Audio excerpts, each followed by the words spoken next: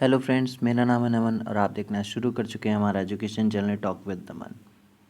देखिए, अगर आप इस चैनल में पहली बार आए हैं तो चैनल को सब्सक्राइब करिए और बेल आइकन को प्रेस कर दीजिए, क्योंकि यहाँ पे हम वेरियस एग्जाम से रिलेटेड बहुत सारे करेंट के टॉपिक्स होते हैं, उनकी डीप एनालिसिस करते हैं। और आपके जो भी आपको लगता है कि आपको चीज़ें नहीं समझ में आ रही हैं, आप कोई भी एक पर्टिकुलर टॉपिक चूज़ करके कमेंट सेक्शन में हमें बता सकते हो। हम उस स्पेशल टॉपिक पे आपको एक वीडियो बना के दे देंगे, ठीक है। तो चलिए, आज बिना देर करते हुए आज का जो टॉपिक है हमारा, जो आत्मनिर्भर भारत की हमारी सीरीज़ चल रही थी, उसका पार्ट 4 हम आपके सामने प्रेजेंट करेंगे। देखिए, अभी तक जो हमने पार्ट 3 तक 1 2 3 बनाए थे वो और इंग्लिश की हमारी जो वो थी, ठीक है। तो लेकिन बहुत सारे मतलब मुझे डिमांड आ रही थी काफ़ी कि इंग्लिश नहीं, उसे हिंदी में बनाने के लिए। तो फिर मैं इसलिए ये वाली जो सीरीज़, ये वाली पार्ट 4 है, ये मैं हिंदी में लाया हूँ। अगर आपको इंग्लिश वर्जन भी चाहिए तो आप जो लिंक है हमारी डिस्क्रिप्शन में टेलीग्राम की, वहाँ पे जाके ये पा सकते हैं, ठीक है। मतलब ले सकते हैं। वहाँ पे हम सारी आप डेली वहाँ पे क्विज चलाते हैं, पोल चलाते हैं, और वहाँ पे आप जाके ज्वाइन कर सकते हैं। वहाँ पे आपको सारी पीडीएफ्स और डेली न्यूज़पेपर की पीडीएफ्स वगैरह सारी चीज़ें मिल जाएंगी। चलिए, बिना देर करते हुए शुरू करते हैं। इस वाली उसमें हमें बताया जाएगा, इसमें हम चर्चा करेंगे कि part 4 new horizons of growth, एक अलग तरीके से हम कैसे ग्रोथ कर सकते हैं आगे जाके, तो उन सारी चीज़ों के बारे में बात करेंगे। देखिए, इसी में पहला पार्ट आया है कि निवास को फास्ट ट्रैक करने के लिए नीतिगत सुधार, आत्मनिर्भर भारत की ओर प्रयास। अच्छा, क्या प्रयास शुरू किए जाएंगे? देखिए, हमने हाल ही की करंट वीडियो में आपको बताया था कि एक प्रोजेक्ट विस्टा नाम से, प्रोजेक्ट विस्टा करके हमारी जो संसद भवन और पार्लियामेंट है, उनको एक तरह से नई बिल्डिंग्स उनके बनाने की बात चल रही है। और वो विस्टा, प्रोजेक्ट विस्टा सेंट्रल, हाँ, सेंट्रल प्रोजेक्ट विस्टा, मतलब उसको मंजूरी भी मिल गई है। और ये जो जितने भी हमारे पुराने संसद भवन और पार्लियामेंट है, इनको एज अ म्यूजियम बना के रखा जाएगा, ताकि पुरा जो लोग हैं उनको देख सकें। क्यों ये नई चीज़ें की जा रही हैं? ताकि क्योंकि कोई भी बिल्डिंग होती है, उसकी एक टाइम ड्यूरेशन होती है कि हाँ, ये इस टाइम ड्यूरेशन तक ये बिल्डिंग एक तरह से सही रहेगी, इसके बाद बिल्डिंग्स में कुछ खामियां आने लगती हैं। तो इसी के मुताबिक अभी बहुत साल हो चुके हैं, क्योंकि हमारी संसद भवन और इन सारी चीज़ों को, तो इसीलिए। और सेक्रेटरीट हम बहुत दूर पड़ता है संसद से, ये बहुत सारे ऐसे पॉइंट रखे गए हैं। तो ये प्रोजेक्ट पास हो गया है और ये बनना शुरू होने ही वाला है, मतलब लॉकडाउन खुलते ही शायद बनना शुरू भी हो जाएगा। तो इसी तरह की यहाँ पे भी कई तरह के बात किए गए। देखिए, सशक्त के माध्यम से फास्ट ट्रैक निवेश मंजूरी, सचिवों की ओर से सचिवों का समूह, प्रत्येक मंत्रालय में प्रोजेक्ट डेवलपमेंट सेल तैयार करने के लिए निवेश योग्य परियोजनाओं, निवेश को और केंद्रीय के साथ समन्वय, राज्य सरकारें, मतलब राज्य सरकारों के भी जो बहुत सारे विभाग हैं या बहुत सारी चीज़ें, उनको रीडेवलपमेंट एक तरह से किया जाएगा। इसके लिए भी कुछ जो राशि है वो दी जाएगी, ठीक है। फिर निवेश आकर्षण पर राज्यों की रैंकिंग, नए निवेश के प्रति स्पर्धा। देखिए, बहुत सारी चीज़ें जब रीडेवलपमेंट करी जाएंगी तो उनके अंदर नई टेक्नोलॉजी भी बिल्ड करने की कोशिश की जाएगी, और इन सारी चीज़ों को लेकर उनकी ग्रोथ और रैंकिंग को एक तरह से ऊपर लाया जाएगा, ठीक है। और नए चैंपियन को बढ़ावा देने के लिए प्रोत्साहन योजनाएं, सौर पीवी जैसे क्षेत्रों में सेक्टर शुरू किए जाएंगे, विनिर्माण, उन्नत सेल, बैटरी भंडारण आदि। देखिए, अब एक तरह से आज के टाइम पे रिन्यूएबल एनर्जी बहुत ज़्यादा यूज़ हो रही है। सोलर पैनल हो गया, विंड एनर्जी हो गई, इन सारी चीज़ों को बहुत ज़्यादा यूज़ किया जा रहा है। तो इन जितनी भी गवर्नमेंट जगह हैं, प्लेसेस हैं और ऑफिसेस हैं, इन सारी जगहों पर एक तरह से रिन्यूएबल एनर्जी का यूज़ किया जाएगा। और इसके लिए भी जो बहुत सारा अमाउंट है वो पास किया जाएगा। चलिए, नेक्स्ट स्लाइड की ओर बढ़ते हैं हम। औद्योगिक उन्नयन, बुनियादी सुविधाएं क्या होंगी, ये चीज़ें देख लीजिए। राज्यों में योजना लागू की जाएगी औद्योगिक क्लस्टर उन्नयन के लिए।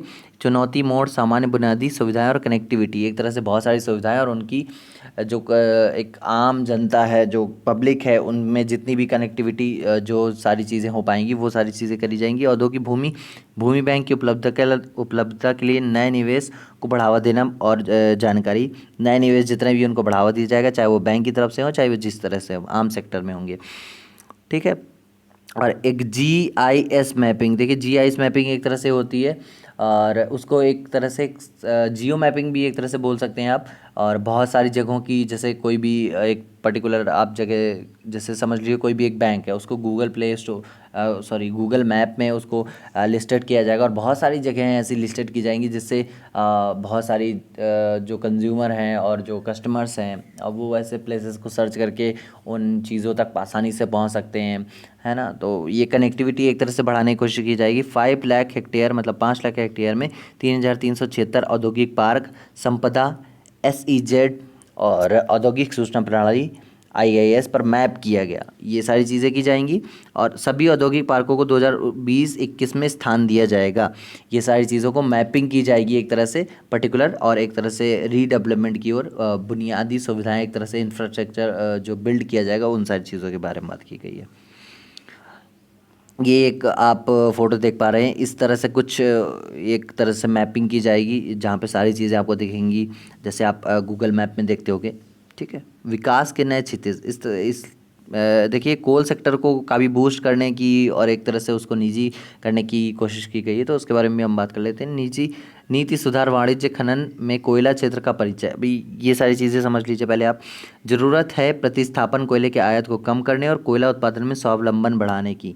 कोयला आयात कम करना और कोयले उत्पादन में स्वावलंबन बढ़ाना, ये दोनों अलग अलग चीज़ें हैं। देखिए बहुत आप जानते हैं कि आपको ये सारी चीज़ें पता होंगी कि कोयला वर्ल्ड में खनन करने वाली जो इंडिया की रैंकिंग है वो काफ़ी अच्छी है, अंडर 5 में ही है, और दूसरे या तीसरे नंबर पे। तो ये बहुत अच्छी चीज़ है, लेकिन इसको और कम किया जाएगा, ठीक है। और कोयले को अपने ही कंट्री में कितना ज़्यादा डेवलप हो सकता है, इस चीज़ को डेवलप किया जाएगा। सरकार प्रतिस्पर्धा, पारदर्शिता और शुरू करेगी। कोयला क्षेत्र में निजी क्षेत्रों की भागीदारी होगी। कोई भी निजी क्षेत्र आके पर्टिकुलर कोयले क्षेत्र में मतलब कोल सेक्टर में पार्ट ले सकता है। एक तरह से तय की व्यवस्था के बजाय राजस्व साझाकरण तंत्र, रुपया टन किया जाएगा। ये सारी चीज़ें साझा एक तरह से की जाएंगी। इससे पहले केवल अंतिम उपयोग स्वामित्व वाले कैप्टिव उपभोक्ता बोली लगा सकते हैं। देखिए एक पर्टिकुलर कोई भी कंपनी आएगी और उस तरह से वो बोली लगाएगी और वो एक सेक्टर उसको दे दिया जाएगा, इस तरह से सारी चीज़ें की जाएंगी, ठीक है। अब कोई भी पार्टी कोल ब्लॉक के लिए बोली लगा सकती है और खुले में बेच सकती है बाजार, ठीक है।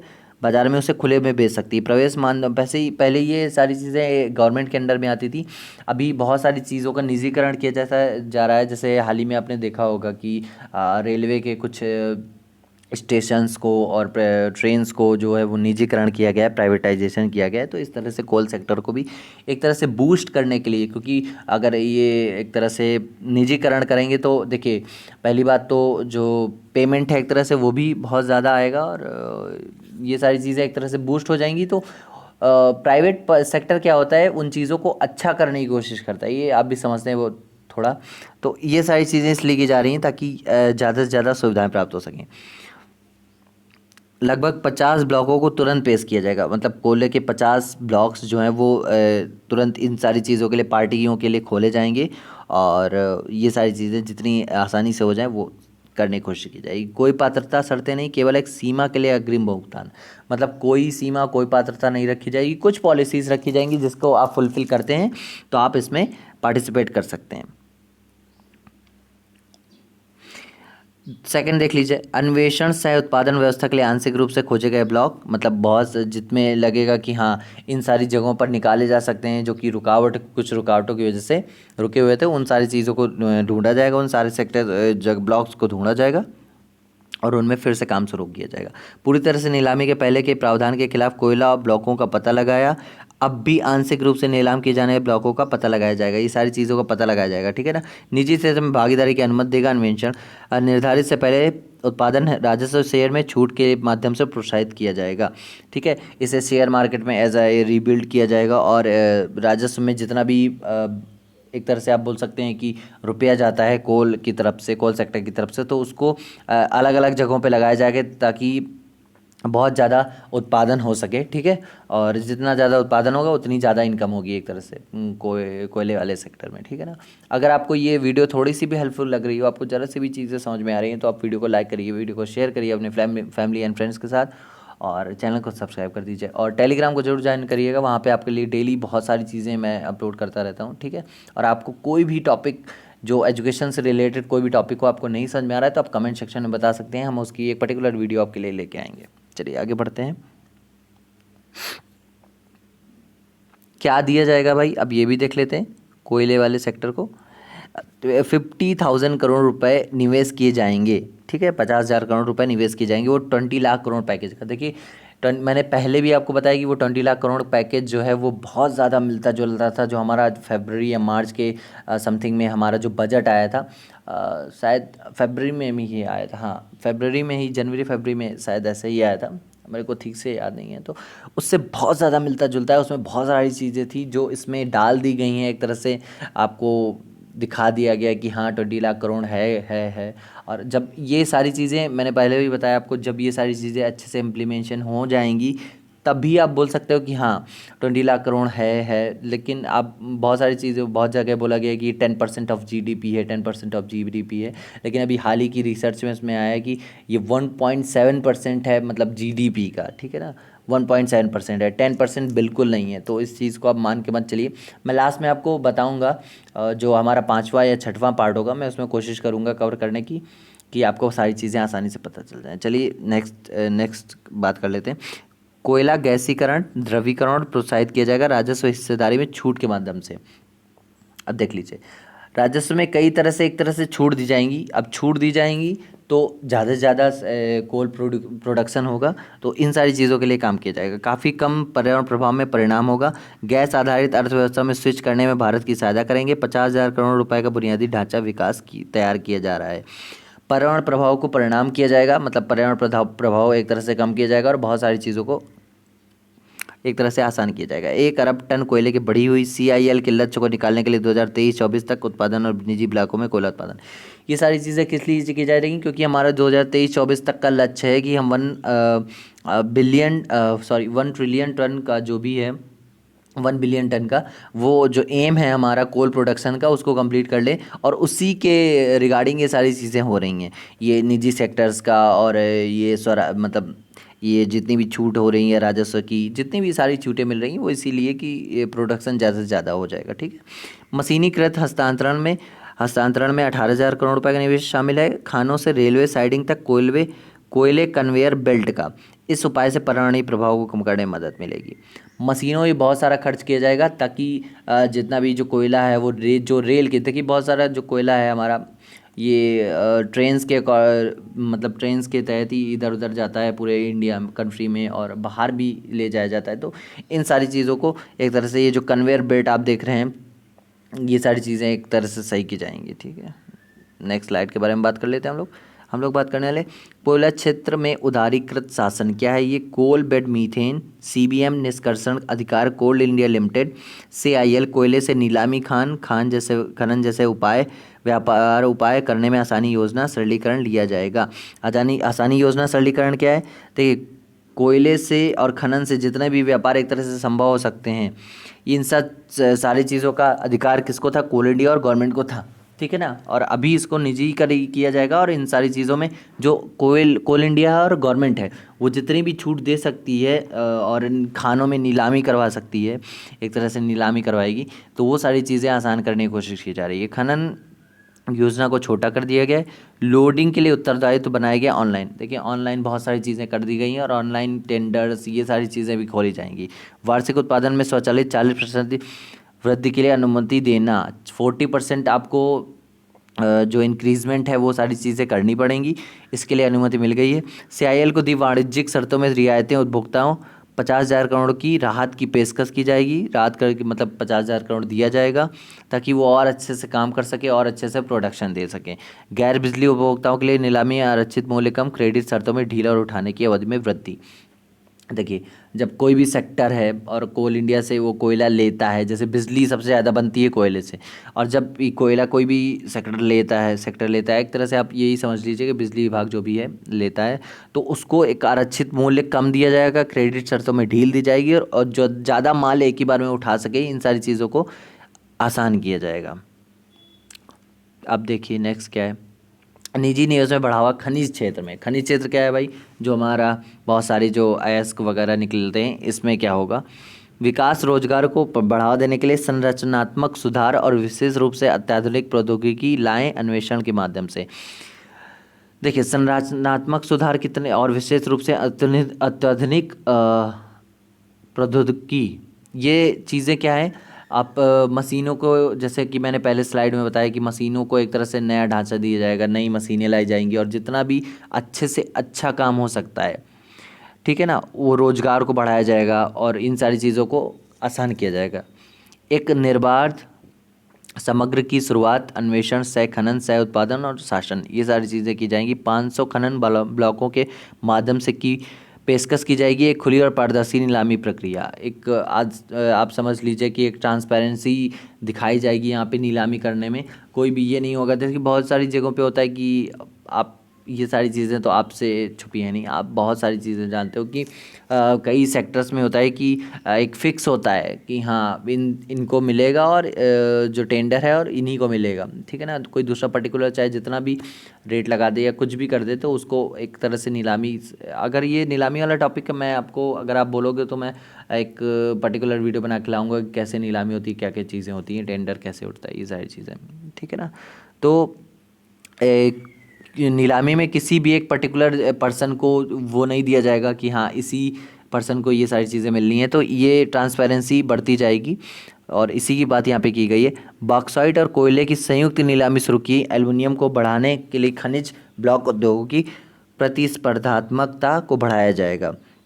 मतलब कोयले के साथ साथ एल्युमिनियम और बॉक्साइट की ये सारी चीज़ों का भी प्रोडक्शन लेवल और जितने भी जो आयात निर्यात है ये सारी चीज़ों का भी बढ़ाया जाएगा।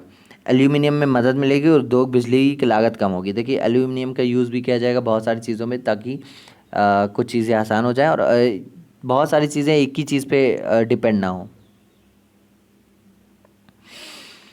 खनन पट्टों के हस्तांतरण की अनुमति देने के लिए कैप्टिव और नॉन कैप्टिव खानों के बीच अंतर हटाएं और अधिशेष अप्रयुक्त खनिजों की बिक्री जिसके लिए अग्रणी खनन और उत्पादन में बेहतर दक्षता होगी। खान मंत्रालय के विकास की प्रक्रिया में विभिन्न खनिजों के लिए खनिज सूचकांक, स्टाम्प ड्यूटी का युक्तिकरण दे खनन पट्टों के पुरस्कार में इस समय। ये क्या है खनन पट्टा, आप एक तरह से समझ लीजिए कि ये बहुत जगह पे कोल इंडिया क्या करता है, सीआई मतलब ये कोल सेक्टर क्या करता है कि बहुत जगह होती हैं जहाँ उनको अनुमान होता है कि हाँ यहाँ पे बहुत ज़्यादा मिल सकता है, तो वो ज़मीन लीज़ पर ले ली जाती है गवर्नमेंट से। जैसे कि बहुत सारी ज़मीन होती है जो गवर्नमेंट की होती है और बहुत सारी ज़मीन होती है जो आम नागरिकों की, जैसे एक पर्टिकुलर कोई भी गांव है तो वो वहाँ से सारी चीज़ें ज़मीन जो है वो लीज़ पे ली जाती है। एक तरह से गवर्नमेंट भी वो सारी चीज़ें लीज़ पे देती है। तो लीज़ पे जो दिया जाएगा उस पर कोई तरह का मतलब कोई तरह का रोक रुकावट नहीं होगी और उस पर जितनी भी अच्छी तरीके से वो सारी चीज़ें दी जा सकें ताकि वहाँ पे आसानी से खुदाई की जा सके और अब ये प्रोडक्शन जो है वो सारी चीज़ें बढ़ाई जा सकें। इन सारी चीज़ों के बारे में बात की है। नेक्स्ट स्लाइड के बारे में बात कर लें। हम लोग बात करने वाले डिफेंस प्रोडक्शन के बारे में। इसमें क्या है, जैसे कि मैंने हाल ही में, आप लोग करंट की वीडियो देखा करिए, वो थोड़ी लंबी होती हैं क्योंकि मैं आपको डीप में समझाता हूँ। आप बोलोगे तो मैं 10 मिनट की भी वीडियो ला के करंट की दे दूंगा, पूरे 1 वीक की 10 मिनट में वीडियो बना दूंगा, मेरे को कोई प्रॉब्लम नहीं है, लेकिन मैं आपको डीप में समझाना चाहता हूँ इसलिए वो 1 घंटे 1 घंटे 5 मिनट 1 घंटे 20 मिनट 25 मिनट की बन जाती हैं, ठीक है। उसमें ही मैंने बताया था कि एक डिफेंस कॉरिडोर बनाया जाएगा यूपी और तेलंगाना या तमिलनाडु में ऐसे करके बनाया जाएगा, और जहाँ पे मेक इन इंडिया और मेड इन इंडिया के तहत जो बहुत सारी चीज़ें हैं, टैंक हो गया और मिसाइल्स हो गई और बुलेट्स हो गई, जो भी सारी चीज़ें हैं, गन्स हो गई, वेपन्स हो गए, वो अपनी ही कंट्री में बना के फिर आगे उनको जो है वो इंपोर्ट एक्सपोर्ट वाला जो भी सीन है वो सारी चीज़ें की जाएंगी। ज़्यादातर चीज़ें बनाई जाएंगी अपने इंडिया में। उसी चीज़ को देखते हुए ये रक्षा उत्पादन में आत्मनिर्भरता के लिए मेक इन इंडिया, प्रतिबंध के लिए हथियारों प्लेटफार्मों की एक सूची को सूचित कर वर्षवार समय सीमा के साथ आयातित कल पुर्जों को स्वदेशीकरण, मतलब जो भी एक कोई भी चीज़ एक पर्टिकुलर चीज़ मंगा लो और फिर उसको यहीं पे देखो कैसे क्या है और फिर यहीं खोल के बना डालो उसकी कॉपीज एक तरह से बोल सकते हैं। जैसा कि हमारे जो मेडिकल है, मेडिकल सेक्टर में ये मेडिसिन पेटेंट, हमारे पे यहाँ पे एक मेडिसिन पेटेंट का एक नियम है, मतलब एक तरह से रूल है, अच्छा रूल है कि आप कोई भी कंपनी अगर दवा जो है वो महंगे दाम में बेच रही है तो भारत उसे क्या है दवा लेके और अपने बांट देता है अपने इंडिया में कि इसका बनाइए कॉपी और फिर उसको एज अ जेनरिक मेडिसिन वो बिक्री करने के लिए अनुमति दे देता है। तो ये बहुत अच्छी चीज़ है क्योंकि वो जब सपोज दैट दवा 10 रुपए की मिल रही है और उसी का मिलता जुलता फार्मूला उसी बीमारी के लिए हमारी जो फार्मास्यूटिकल्स कंपनीज़ हैं वो बना लेती हैं, वो 1-1 2-2 रुपए में, जो 10 रुपए की चीज़ वो मिल रही है आपको वो 1-1 2-2 रुपए में प्रोवाइड करवा रही हैं और एज अ जेनरिक मेडिसिन बिक रहा है।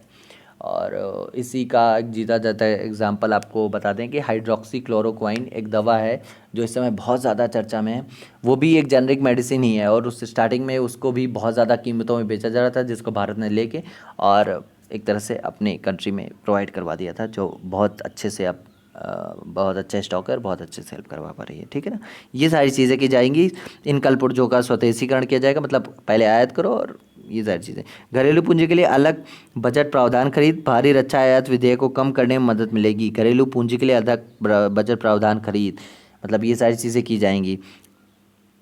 स्वायत्ता, जवाबदेही में सुधार, आयुध आपूर्ति में दक्षता, आयुध निर्माणी का निगमीकरण बोर्ड, ये मेक इन इंडिया और मेड इन इंडिया, ये सारी चीज़ें चलाई जाएंगी ताकि अपने ही देश में अपनी ही चीज़ों का उपयोग कर सकें। नेक्स्ट क्या है, रक्षा उत्पादन में नीति सुधार क्या है। रक्षा विनिर्माण में एफडीआई, ठीक है, एफडीआई क्या है, फुल फॉर्म क्या है, आप मेरे को कमेंट सेक्शन में बताया करो। ठीक है ना, थोड़ा आप भी किया करो, आप कमेंट सेक्शन में बताते नहीं हो कुछ, ऐसे क्या आपको चीज़ें रिवाइज हो जाती हैं, इसलिए मैं बार बार बोलता हूँ। मैं यहाँ पे भी आपको बता सकता हूँ, लेकिन आप कमेंट सेक्शन में रिसर्च करके या सर्च करके जितनी सारी चीज़ें अच्छे से बता पाओ तो वो आपके लिए अच्छा होगा।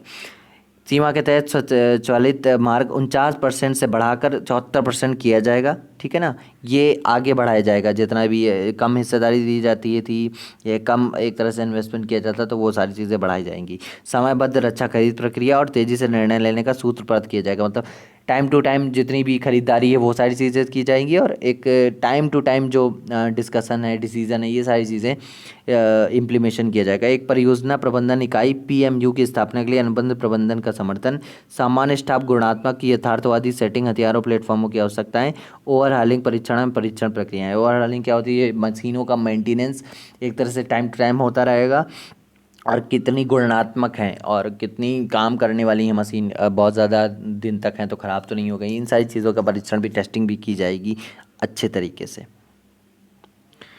उड़ान लागत में 1,000 करोड़ रुपए की कमी, सिविल के लिए कुशल हवाई क्षेत्र प्रबंधन विमानन, ये समझ लीजिए कि अच्छा एक चीज़ बताइए, हमारे जो नागरिक उड्डयन मंत्री हैं वो इस टाइम कौन है।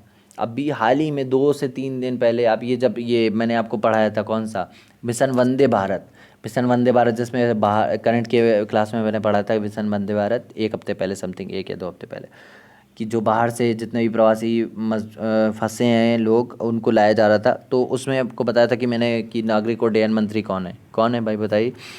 तो आपसे नहीं हो पाएगा, है ना, हर्षदीप पुरी ऐसे करके हैं कोई। ठीक है, आप मेरे को कमेंट सेक्शन में बताइएगा। ठीक है, चलिए। केवल 60% भारत हवाई क्षेत्र स्वतंत्र रूप से उपलब्ध है। भारतीय वायु के उपयोग पर प्रतिबंध अंतरिक्ष को आसान किया जाएगा ताकि नागरिक उड़ान अधिक कुशल हो जाएगा। बहुत सारी चीज़ों पर प्रतिबंध लगाया, उनको खोला जाएगा ताकि ये सारी चीज़ें अच्छे से वर्क कर सकेंगी। लगभग 1,000 करोड़ का कुल लाभ लगाएगा विमानन क्षेत्र के लिए, प्रतिवर्ष करोड़ों में, प्रतिवर्ष जो खर्च होने वाला है एक तरह से लाभ होता है उसको बढ़ाया जाएगा। हवाई क्षेत्र का इष्टतम उपयोग में कमी, ईंधन का उपयोग करें, समय समय पर सकारात्मक पर्यावरणीय प्रभाव देखें, इन सारी चीज़ों के अंदर काम किया जाएगा। अच्छा, हवाई अड्डों के लिए भी बहुत सारा काम किया जाएगा। क्या किया जाएगा, अधिक विश्वस्तरीय हवाई अड्डे, एएआई ने ऑपरेशन के लिए 6 बोली में से 3 हवाई अड्डों को सम्मानित किया है और पब्लिक प्राइवेट पार्टनरशिप आधार पर मेंटेनेंस किया है।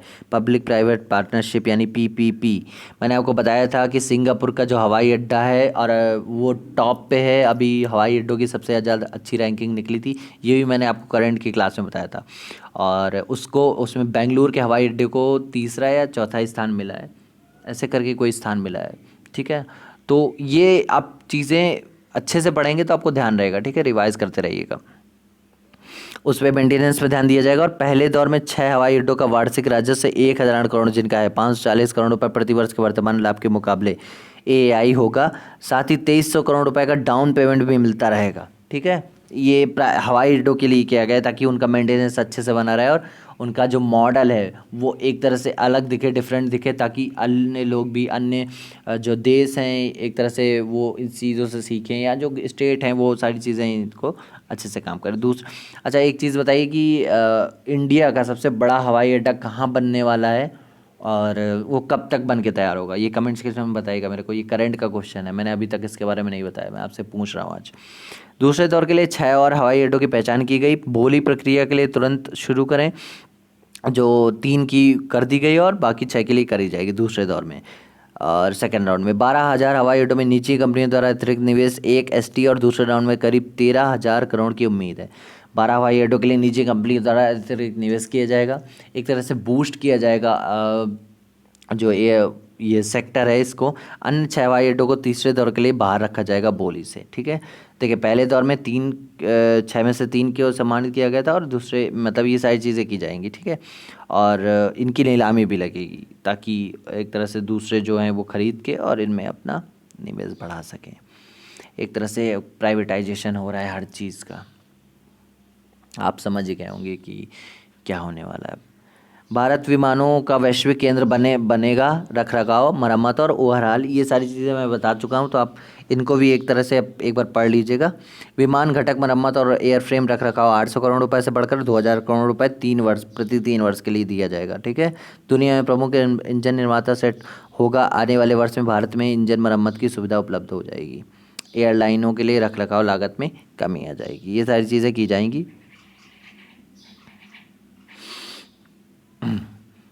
अब एक तरह से देख लीजिए कि आपका जो इलेक्ट्रिसिटी सेक्टर है इसके लिए क्या किया गया है। निम्नलिखित सुधारों को निर्धारित करने वाली एक टैरिफ नीति जारी की जाएगी। उपभोक्ता अधिकार, डिस्कॉम यानी जो आपका इलेक्ट्रिसिटी सेक्टर है उसकी बात की जा रही है यहाँ पे, उसको भी बहुत बड़ा एक तरह से वो दिया जाएगा। डिस्कॉम अक्षमताओं उपभोक्ताओं पर बोझ नहीं डाला जाएगा। डिस्कॉम के लिए सेवा और संबंध दंड के मानक सारी चीज़ें लागू होंगे। पर्याप्त बिजली सुनिश्चित करने के लिए डिस्कॉम लोड शेडिंग को दंडित किया जाएगा अगर किसी भी तरह की कोई फॉल्ट मिलती है तो। उद्योग को बढ़ावा कैसे दिया जाएगा। क्रॉस सब्सिडी और प्रगतिशील कमी, खुली पहुंच का समयबद्ध अनुदान, ये सारी चीज़ें देखी जाएंगी। और जनरेशन ट्रांसमिशन प्रोजेक्ट डेवलपर्स का चयन किया जाएगा। सेक्टर के लिए क्या किया जाएगा, कोई नियामक संपत्ति नहीं। जिन कॉस्ट का समय पर भुगतान, सब्सिडी के लिए डीबीटी स्मार्ट प्रीपेड मीटर। एक तरह से आप देख लीजिए कि कंज्यूमर्स को बहुत ज़्यादा फ़ायदा मिलेगा, और जितनी भी सारी चीज़ें हैं वो एक तरह से टेक्नोलॉजी के आधार पे सही की जाएंगी, सुधारी जाएंगी, और एक तरह से उनको एक पर्टिकुलर सीरीज़ वाइज उनको सही किया जाएगा।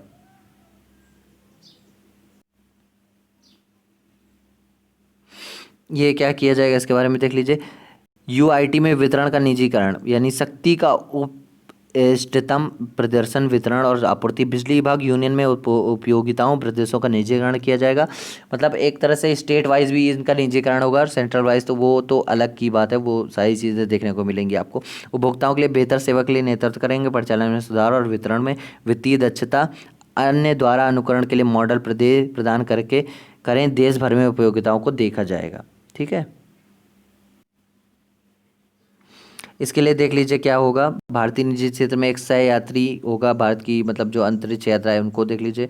और ये देख लीजिए ग्रहों की क्षेत्र खोज के लिए भविष्य परियोजनाएं, बाहरी अंतरिक्ष यात्रा आदि निजी क्षेत्रों के लिए खुली रहेंगी। एक तरह से इसमें भी प्राइवेटाइजेशन, देखिए सारी चीज़ें, ऐसी कोई चीज़ नहीं बचेगी जिसमें प्राइवेटाइजेशन ना हो, ठीक है ना। और ये जितने भी हमारे सैटेलाइट्स वगैरह लॉन्च होते हैं तो इसमें जितनी भी कंपनियां पार्टिसिपेट करती हैं उनको एक तरह से बूस्टअप किया जाएगा ताकि वो अच्छे से काम कर सकें। ये चीज़ें पढ़ लीजिएगा आप।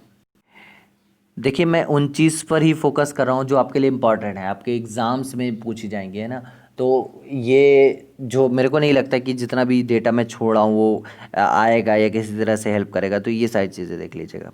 चलिए, परमाणु ऊर्जा से संबंधित सुधार, एटॉमिक जो भी है एनर्जी है उनके बारे में बात कर लेते हैं। परमाणु ऊर्जा से संबंधित सुधार क्या किए जाएंगे। पीपीपी जो मैंने आपको मोड पर बताया, अनुसंधान रिएक्टर की स्थापना, चिकित्सा आइसोटोप का उत्पादन बढ़ावा, सस्ती के माध्यम से मानवता का कल्याण, कैंसर और अन्य बीमारियों के लिए उपचार।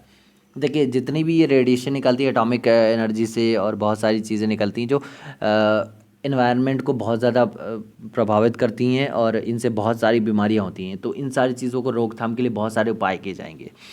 उपयोग करने के लिए पीपीपी मोड में सुविधाएं स्थापित करेंगी।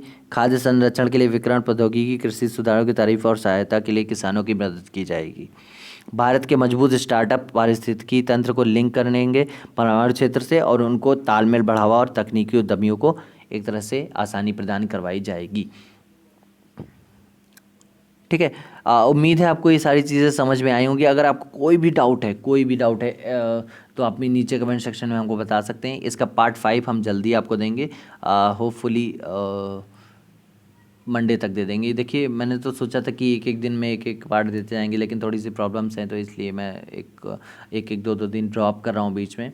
और होपफुली आपको मंडे को पार्ट 5 मिल जाएगी, और ट्यूसडे वेडनेसडे को हम पार्ट 6 में ये सारी चीज़ें एक ही बार में कवर कर देंगे। जितना ही पार्ट 5 1 2 3 4 5 जाएंगे उनको हम एक पार्ट में बता देंगे कि कहाँ कितना पैसा दिया जाने वाला है और कैसे इम्प्लीमेशन होगा, क्या अभी तक की जो है सारी चीज़ें हैं, और अभी तक क्या हुआ है जब से बजट लॉन्च हुआ है।